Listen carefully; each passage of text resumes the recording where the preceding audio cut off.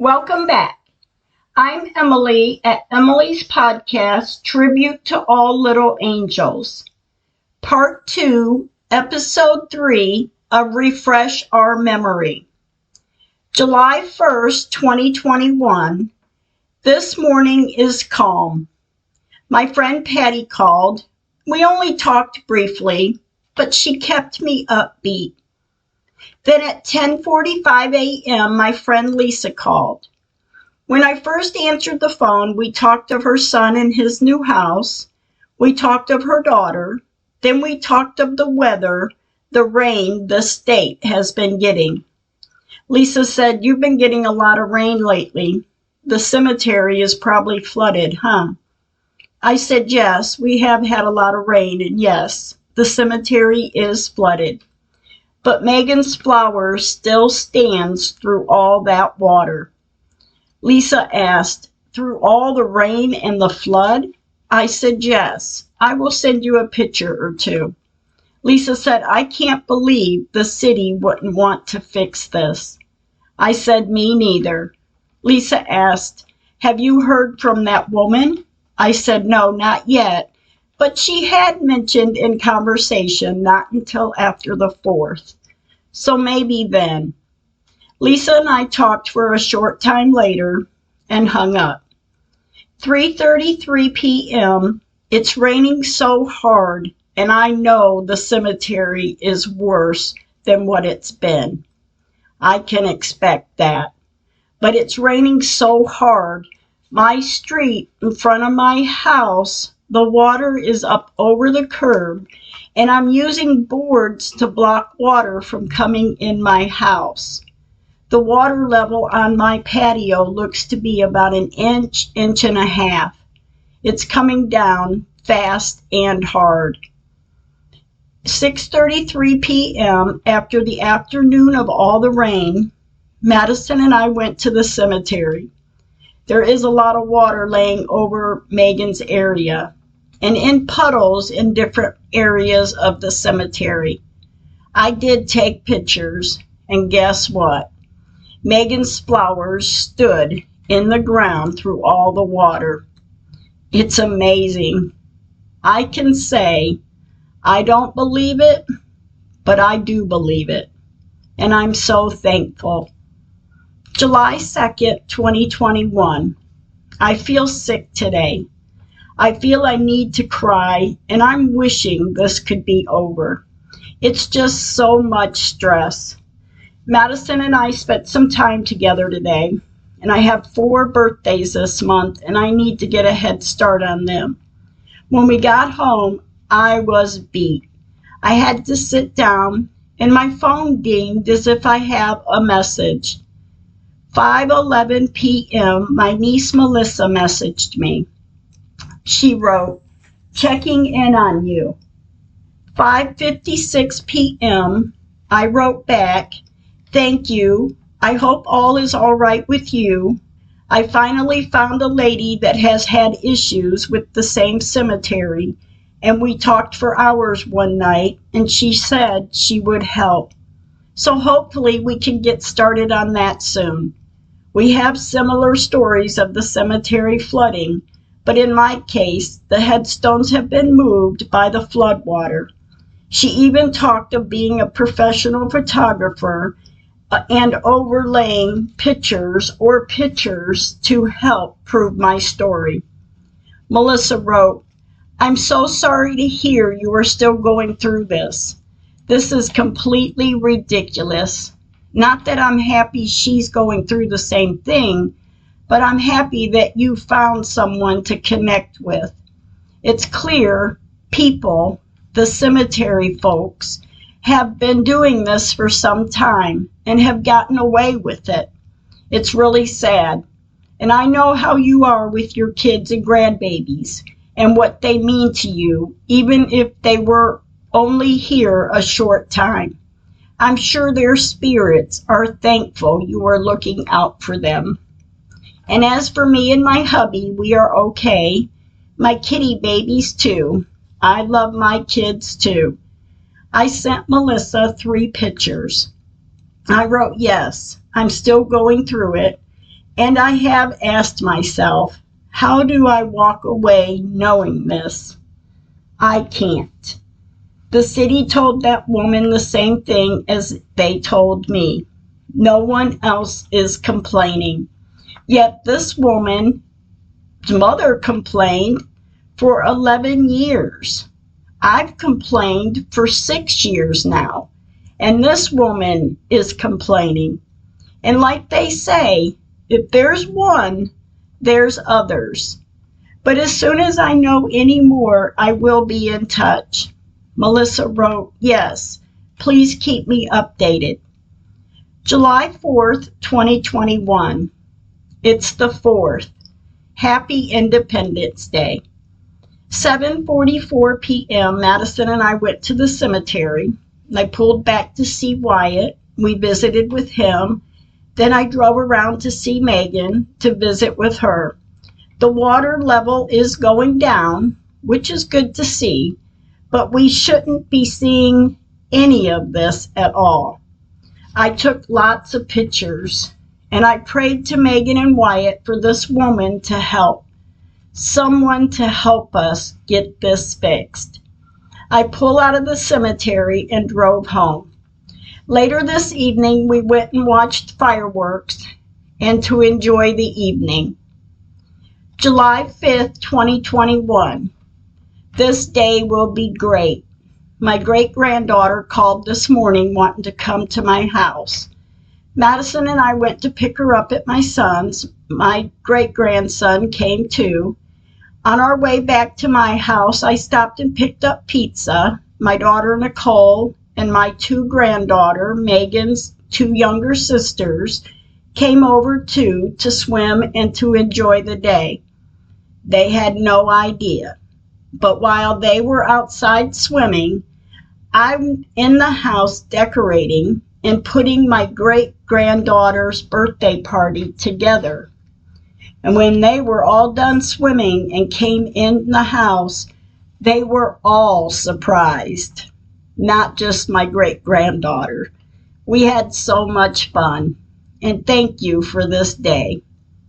A day of no thinking of this, although the thoughts were not too far, but by all means, I did not stress.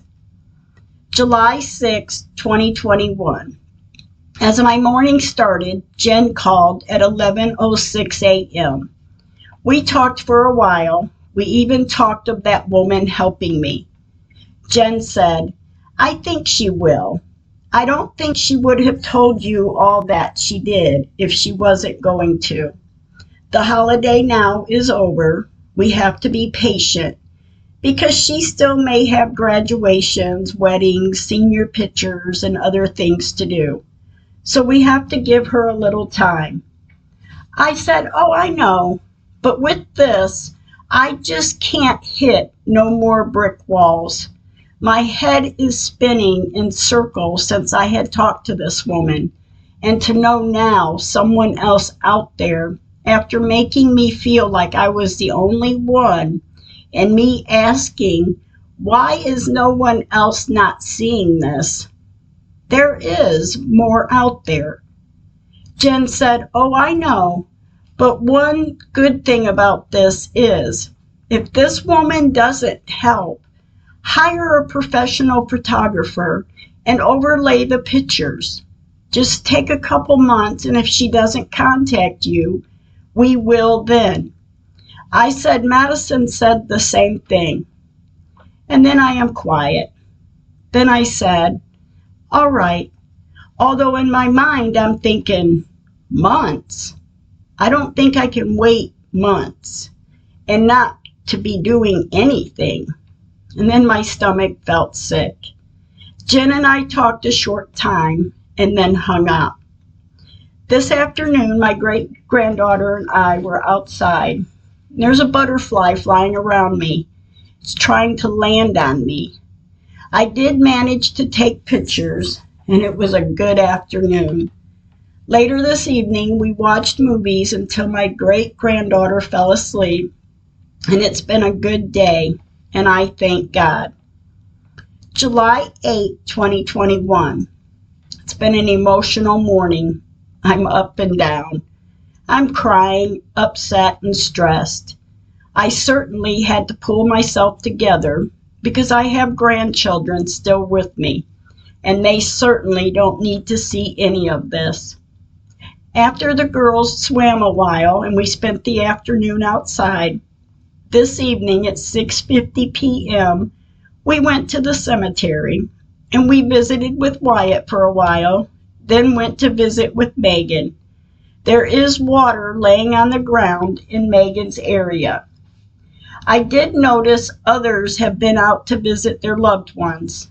I just have to wonder if they sunk in the ground when they had to walk to the headstones.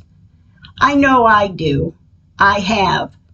Megan's flowers are still standing where we put them through all the water.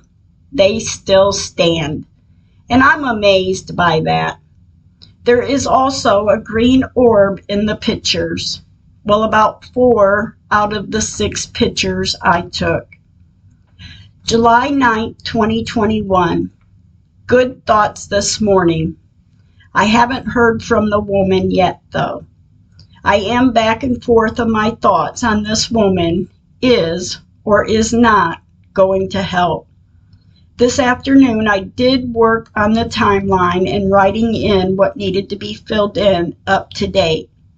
My body is stressing. I had to lay down, and I prayed to God to give me a sign. Give me a sign this woman is going to help. The question of her going to help kept playing over and over in my mind. And in my thought went to call her.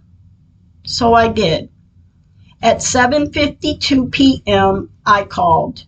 She answered, and we talked of a short time of who I was and why I was calling.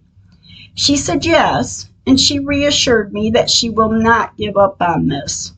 She said, my mother will not let me forget this. I said, all right, I needed to ask a question. She said, yes, all right. I said, do you think there's any reason to get a professional photographer outside of the state to overlay the pictures? She said, no, I'm a professional photographer. I can do it. I said, oh, all right. Well, if there's anything you need, just let me know. She said, oh, I do this all the time. I will get this done. We will get this done. I said, all right, thank you. I said, I wasn't sure where you were, if you still had a full plate. I just wanted to check in. She said, yes, anytime. I am still swamped. I said, oh, all right. You sound like you have a lot going on. And I do not want to put pressure on you. I just needed to know if you were still with me. She said, oh, Emily, yes, I'm on it. We will get this done. And if my mom were here, she would be right there with you, helping you. I want you to know that. I said, thank you. I know her and Megan are together guiding us. I can hear them telling us to get them. She said, oh, wow, you sounded just like my mom. That's what she'd always say. We'll get them. I said, oh, wow, that's weird. I said, I told you they are working on both of us. And I want you to know the conversation you and I had helped me in so many ways. Now, I do know I'm not the only one. You're not the only one. And that has helped me so much. She said, "Aw, I will continue to help you." As we talked, the conversation is good. She told me some more of her story again, and when she was done talking, I said, "You need to put that down on paper." She laughed and said, "You sounded just like my mom again. She would always tell me that." And I laughed and I told her, "On most days I look at you and your mom's pictures and I ask your mom to stay with your daughter to help us. I pray to God that someone is sent to us. And now I get to put a name to that someone." She said, "Oh, I'm not backing down on this." I said, "All right, good. Thank you." She said, "You know they will be out there on August 1st to take the flowers off."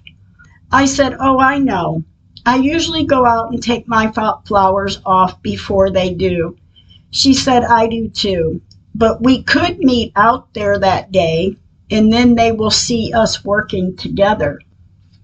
I said, "Do you think that's a good idea? I think we need to go public before we let them see us out there like that." She said, "Oh, I know, but I'm just like that. I like to get them going." I said, "I'm usually like that too, but I have others to be concerned about." She said, "Oh, I know. We can't do that, but we can try to get started." I said, "All right, we can do that." She asked, "Could you give me until the 1st? I have some things I need to get done, and I will try to be done by the 1st of August."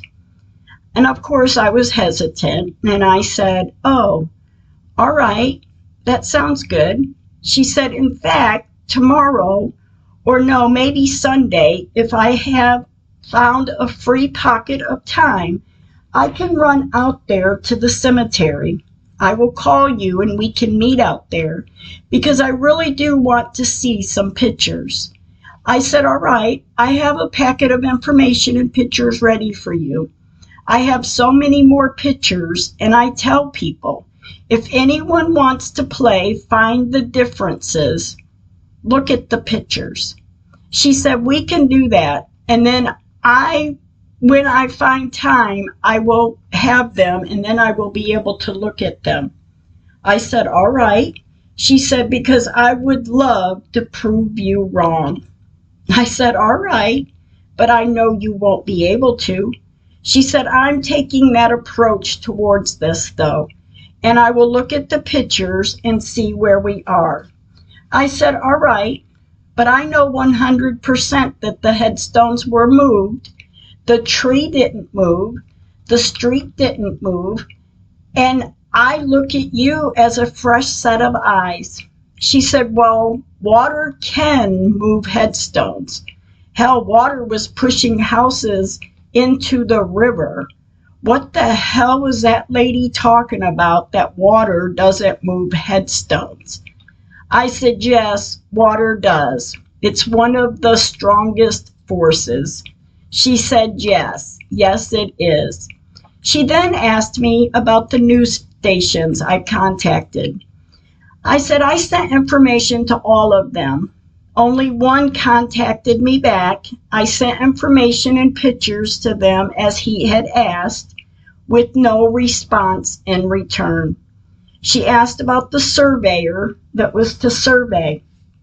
I said he would help, him and his partner, but in the end, February 2017 was the last I had heard from either one of them. She said, "Oh, wow." I said, "There's so much more to this story, and hopefully one day you will know." She said, "I know how they are. I know your story is probably true, but I'm going to prove you wrong." I said, "I would appreciate it so much if you could, but I know you can't. But hell yeah, if you think you can." She said, "Okay, give me a little more time, and if you could send me a picture or two electronically, I could at least have something to look at." I said, "Yes, I will send you some." We talked about how the water lays on the ground in Babyland 6 West. I told her at times in that area it floods and there's a pond that the ducks swim in. She asked, "There's a pond out there?" I said, "When it rains." She laughed and said, "Oh, I know, I have pictures of it when the ducks are swimming." I said, "I do too. Maybe we can view each other's pictures to see what angle they are on." And of course we both laughed. She said, "But Emily, I want to be the one to tell you, ma'am, you were wrong.